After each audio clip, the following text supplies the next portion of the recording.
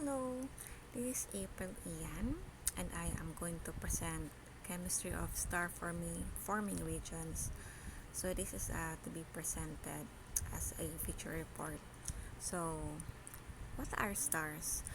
Stars are the most widely recognized astronomical objects, so we see them every night and represent the most fundamental building blocks of the galaxies. So the age, distribution, and composition of the stars in the galaxy trace the history, dynamics, and evolution of the galaxy or that galaxy. Moreover, stars are responsible for the manufacture and distribution of heavy elements such as carbon, nitrogen, and oxygen. And their characteristics are intimately tied to the characteristics of the planetary systems that may coalesce about them. Consequently, the study of the birth, life, and death of the stars is central to the field of astronomy. So, what are star forming regions? So, these regions are celestial sphere with which are predominantly with young stars, like stellar objects. They are located and their formation is likely occurring there. That's why this was called star forming regions. So these regions are interstellar gas that is complex and being compressed by the force of gravity and overcoming the resistance provided by age of or the gas pressure. And for example, the chemistry is not in steady state during this collapse. So therefore, be used as a tracer of the evolution of the collapse. For example, in addition to that chemistry, it modifies and controls the collapse through the determining of the fractional ionization in the gas. So it is the ionization that affects the level of magnetic and turbulent support available to that cloud. Molecular rotational emissions at millimeter and submillimeter wavelengths are both the main cooling process and the most effective probes of these regions. For example, what you can see on the slides, interstellar gas in the galaxy is observed to be distributed in an irregular fashion. So in the clouds of a range of sizes, like much of a mass is encompassed, or so-called giant molecular clouds, what we call GMCs, sorry. Which range in mass form about 104 or no 10 to 4 to about 10 6 solar masses. Also take a look at this. So this figure is a contour map in the intensity of the emission of that molecular cloud. So the clouds also contain several infrared sources as well, which you can see here. Look at that, see there at the forming of the clouds. So let's also go back to the other slide. So observations show that the clumps of the larger columns or carbon dioxide molecules are more likely to contain embedded stars. So therefore, dumps or the clumps satisfying in this criterion are likely to be sites of star formation in the RMCs or the region of molecular clouds. So collapse of a clump leads to fragmentation and formation of a cluster like a dense cores. Carbon monoxide is not also that effective a tracer gas in a dense cores because carbon dioxide lines are optically thick and carbon level populations are thermalized at lower densities. So however, a species of the lower abundance than this, for example, we can set a figure 1. You can see that figure 1 there. You can see the traces. Let's go back there. It is a contour map or the intensity of the rotational emissions from that minor isotropic species. So let's go back here. So what you can see here is the copyright from University of Chicago from the press journals. So that's also reprinted. So you can see there the distance. And this is also chart in which approximately a time or scales that it was, for example, collapse and cooling, gravity radiation is approximately in years. That is the years of the time scale of the star forming regions. So let's go to the life cycle of stars. So what are the life cycle of stars? Because this is also important to what we're going to talk about. If we know the cycle of the stars, we will also know how the star regions are formed. So let us look at this. So star formation is the process by which a dense regions in a molecular clouds in interstellar space, sometimes referred to as stellar nurseries, or star-forming regions, as we call about. So a collapse and form of stars. So as a branch of astronomy, star formation includes the study of interstellar medium, or the ICM, and giant molecular clouds as precursors to the star formation process. And the study of these protostars and young stellar objects are its immediate products. So it is closely related to planet formation and other branch of astronomy. So star forming theory, as well as accounting for star formation of a single star, must also account for the statistics of binary stars and initial mass function. Most stars do not form in isolation, but as part of a group of stars, refers to as clusters, star clusters, or stellar associations. So what you can see in this picture is the evolution of stars. First, it's stellar clouds with protostars. So there can be two what you call that two parts. It can be the star can go to a small star, red giant, and planetary nebula, and goes down to white dwarf, or it can go to a large star, red supergiant, for example, like the sun, and it goes to supernova. So when they die, it becomes a neutron star, or it can be a black hole. So that is the life cycle of a star. It, it can be up to. So that you can see here. There's also what we call star evolution. You can see here. The sun is one solar mass. You can see there the giant, the supergiants, how we scale them, so how big they are. So you can see from that red dwarf, main sequence, supergiant, planetary nebula, white dwarf. So this is also a star evolution like this one. So let us go from here. So this is the outline of my report also. Stages of star formation. So first we go to the star forming regions. Let us start from here. So as I said before, the birthplace of stars are dense, violent nurseries. So it is characterized by outbursts of activity and interstellar shockwaves. So most of the stars in our immediate cosmic neighborhood probably form together in a dense cloud of gas and dust. So it is accompanied also by massive stars that died out long ago and bright emissions nebula in the neighborhood, excited also by these bright stars. So these are within the Milky Way. You can see here the emission nebula, galactic bulbs, open cluster, galactic disk. So you can see they're open clusters. So we can see there like the gas of clouds or open clusters. Then star forming region in Orion Nebula. We can see Orion Nebula and the constellation Orion. We always have that, right?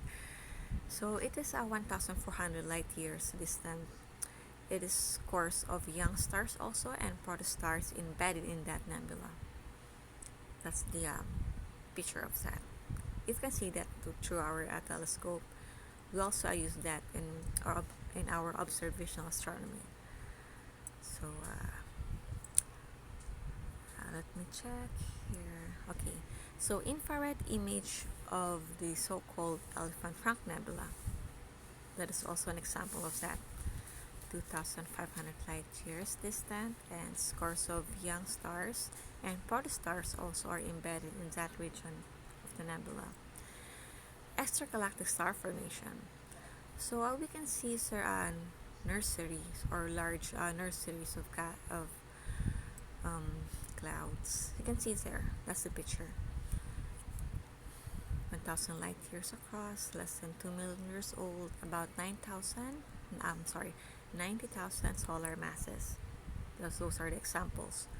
You can see also star formation there, intergalactic. There. That is a galaxy nearby M33, roughly close. That is the one, the picture. So there are also two gravitational competition. How do the stars form? So the region interstellar medium collapses under its own weight. So it is pulled out by gravity. So the clouds also heats as it shrinks. Then heating due to release of gravitational energy. That you can see there how it goes. So pulled by gravity, as you can see there, from letter A, letter B, and letter C. So this gravity only with weakly influences interacting out the particles. So heat generated in the collapse opposes the pull of gravity.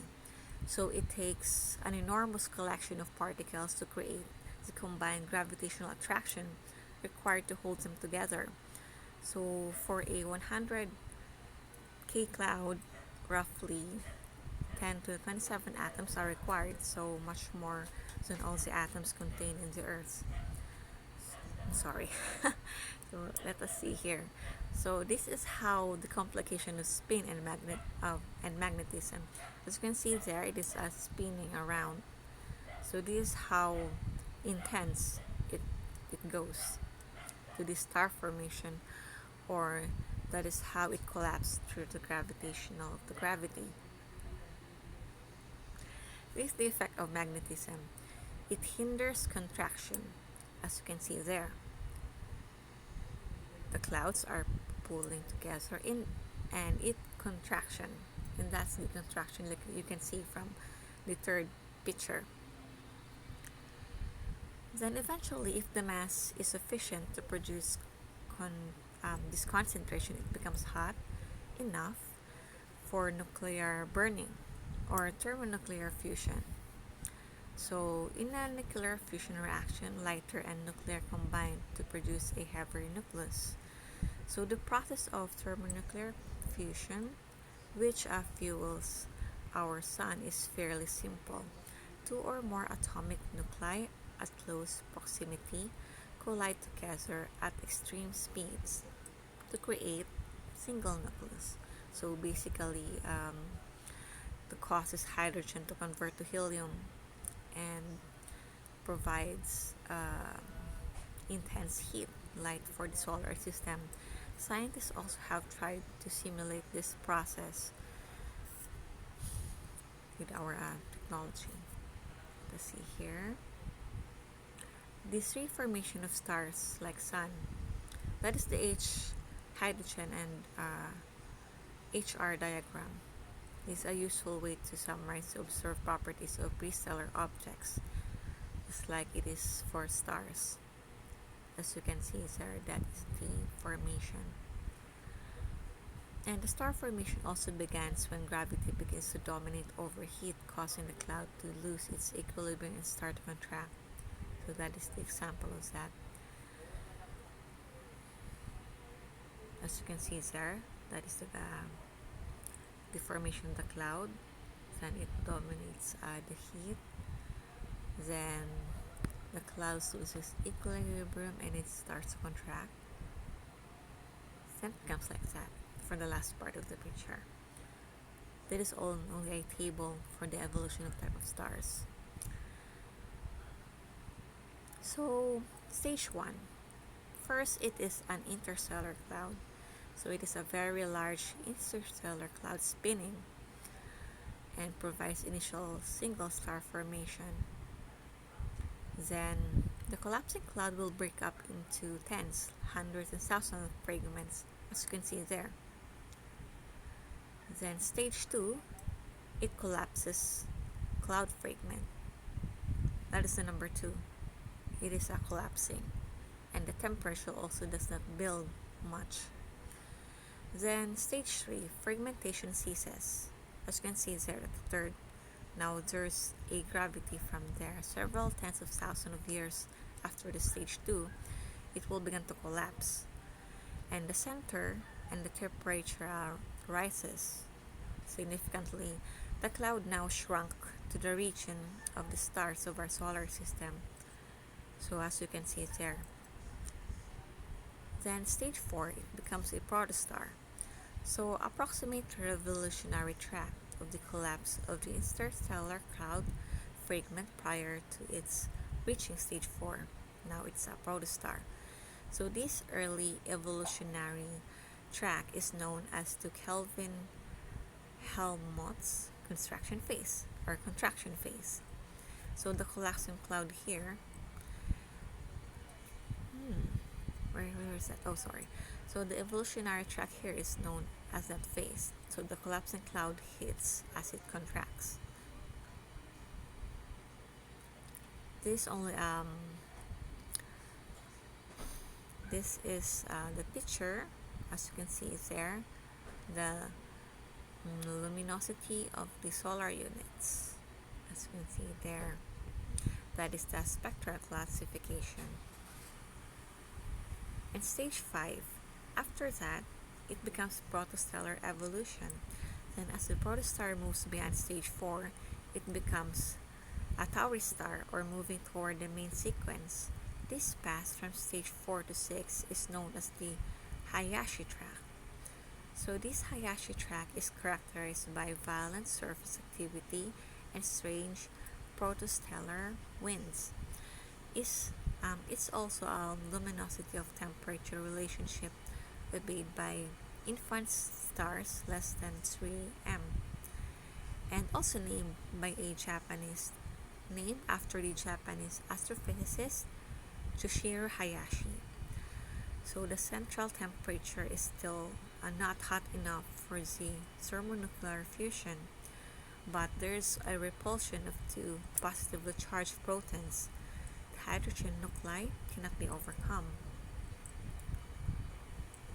So stage 6, a newborn star. So thermonuclear fusion begins, resulting to somewhat a lower luminosity. Okay. So how do they get there? Stars of different masses from the Sun follow different evolutionary tracks. On the H and R diagram, it arrived at a different points on the main sequence. So 0H main sequence, or the SAMS, that is a main sequence bond predicted for stars, and stars will be lightly offset from this bond depending on the concentration of the small fraction of heavy elements. Star stays put on the main sequence, spending most of its life in one place. So failed stars, what are these?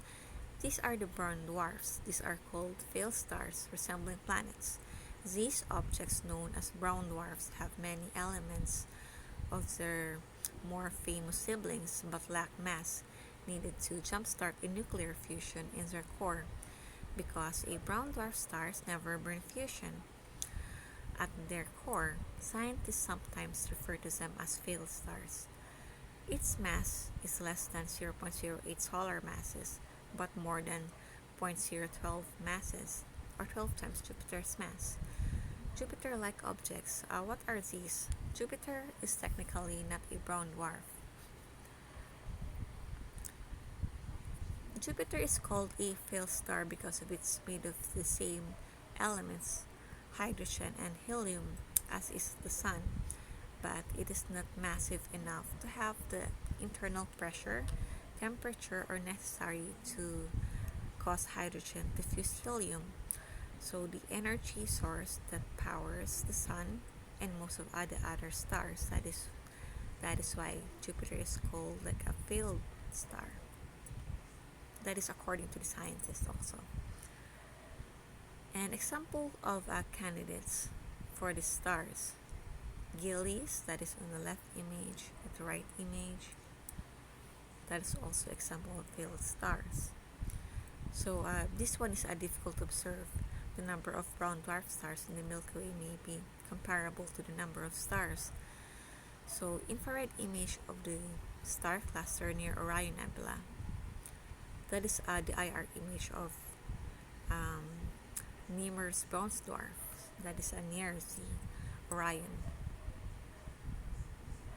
Hubble Space Telescope also, that is the image of infrared brown dwarfs in trapezium of the Orion Nebula. So observations of cloud fragments and protostars. Period of cloud contraction is for too long as to watch. So our computer calculations are predicted, so we can observe it at various stages of evolution. Cloud contraction also, or the Trifle Nebula, is evidence of the three-broad phase of the star formation, like the parent cloud in stage 1, contracting up, fragment between stages 1 and 2, and emission nebula. This is a table of pre-stellar star evolution of solar type stars.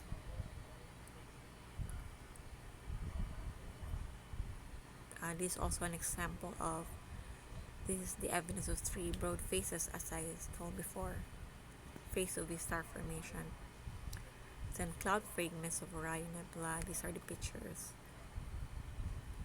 Protostars also within the Orion molecular cloud image by the Hubble telescope.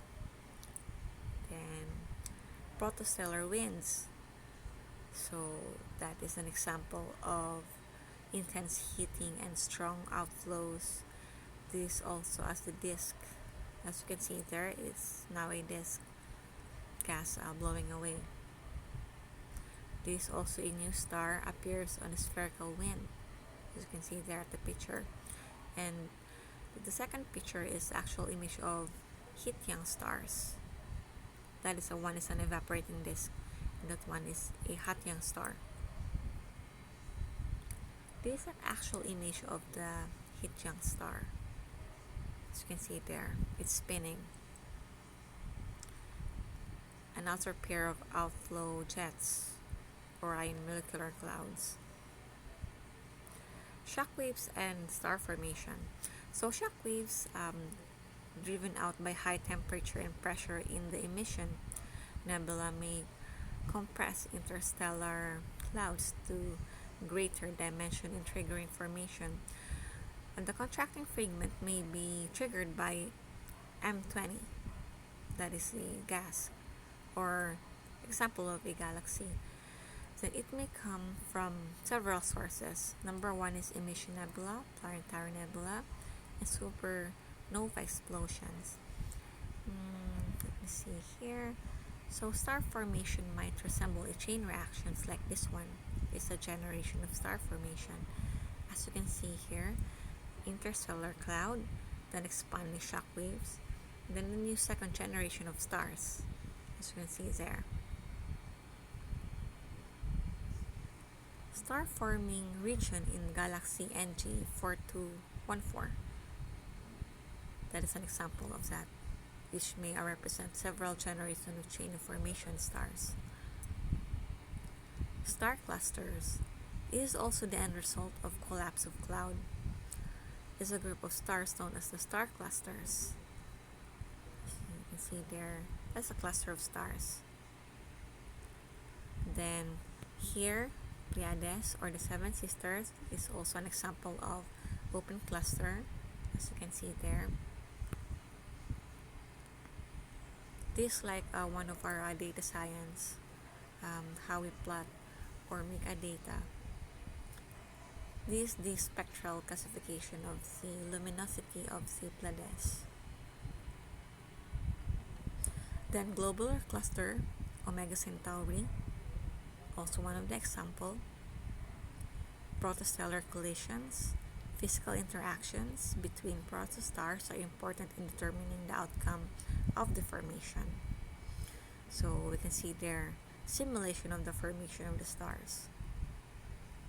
Then large protostars also may grow by stealing gas from smaller ones. It is, for example, you can see here the ejected stars. This is a brown dwarf.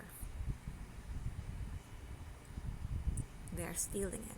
You can see it there. It's becoming big.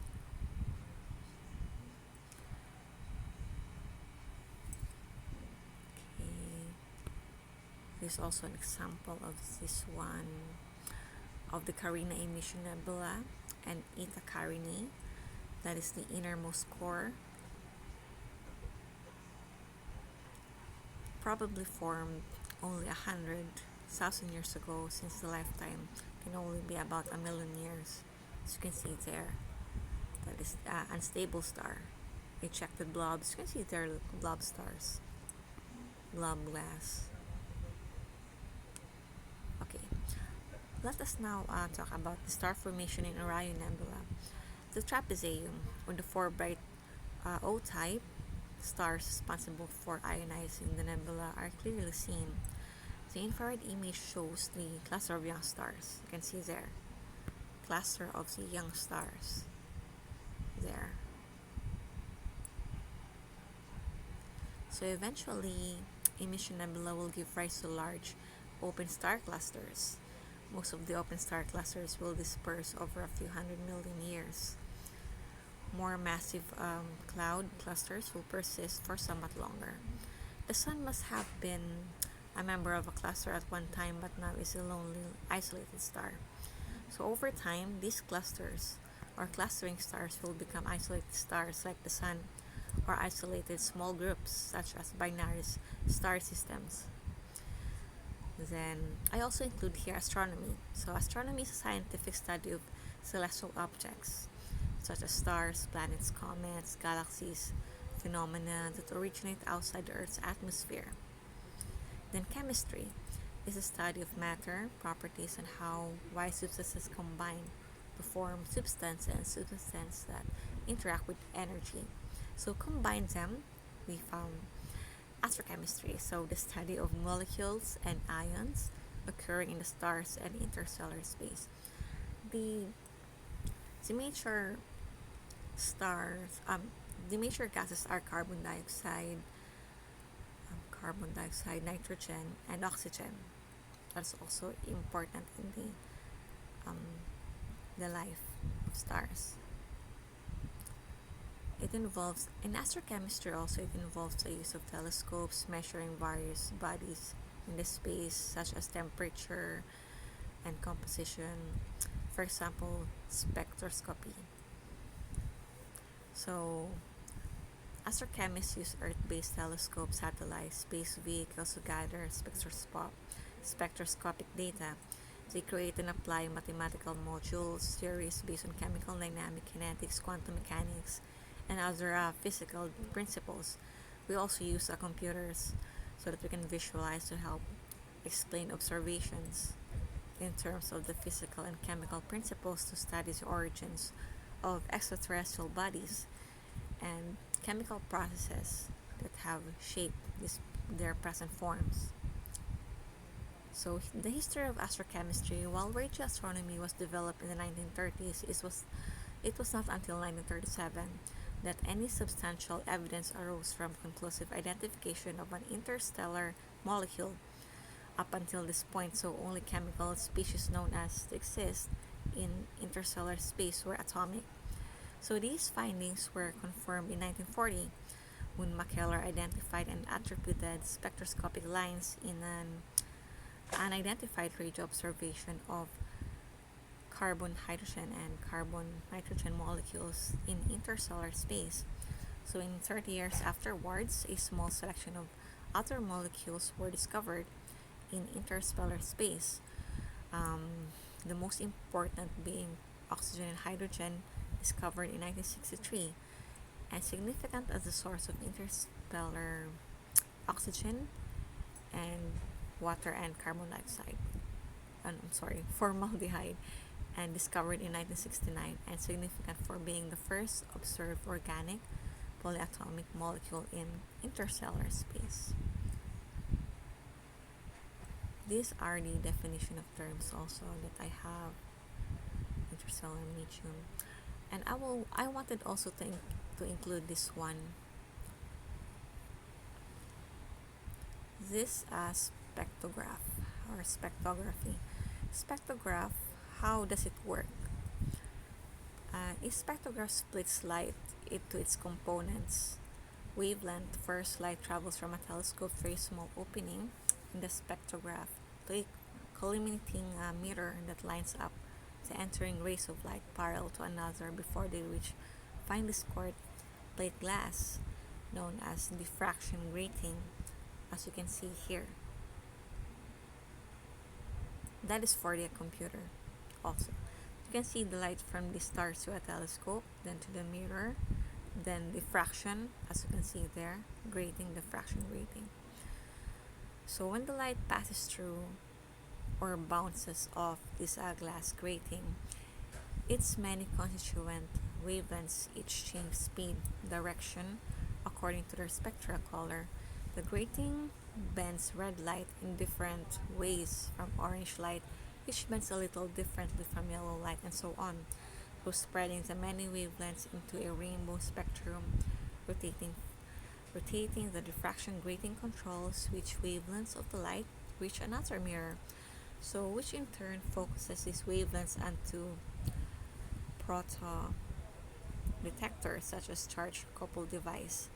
The detector converts photons into electrical signals that the computer interprets so that we can measure the strength of different lights. Sorry. So this is also the reference or the reference of the sources. And I also wanted to add this one. Here it is. So spectroscopy is one of the emerging methods in astrobiology that helps astronomers characterize Earth-like planets. And spectrograph, what I discussed before, this is the method or an apparatus for reading spectra. As we can see, it splits or disperses the light from the object so that the wavelengths can be analyzed and recorded. So when we analyze the light shot by the stars through the atmosphere or distant planet, the technique is called spectroscopy. So the effect looks like a barcode. The slices, dips, or missing or deep missing from the light spectrum tells us which chemicals or gases are present in the alien atmosphere. One pattern of black gaps might indicate methane or another oxygen. So these cell signatures, particular gases we can pick up. So seeing those together could be strong argument for the presence of life. So that's it. Bye guys. So this is all my report. Good evening.